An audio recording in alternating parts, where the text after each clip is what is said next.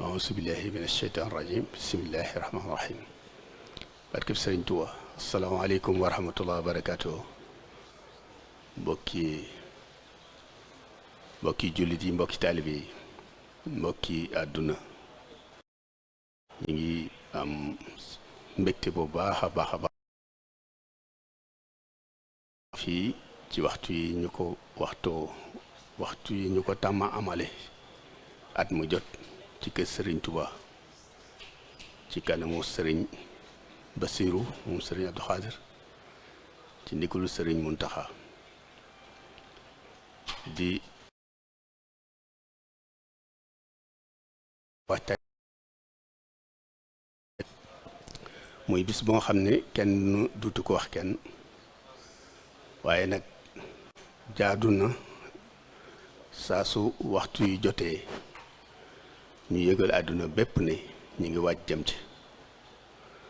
loolu moo war a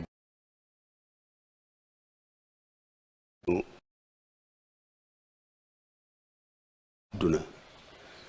ci ne nam ko tërale woon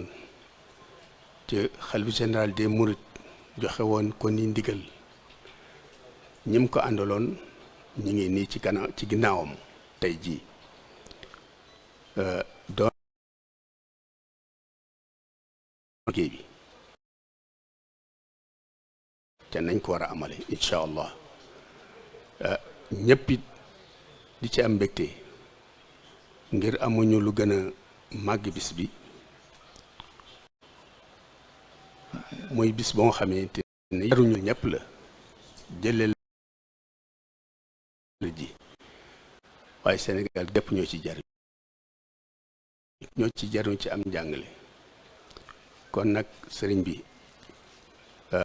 bokk yaa ngi nii bokki taalibi yaa ngi nii niñ ko baaxoo de amala rek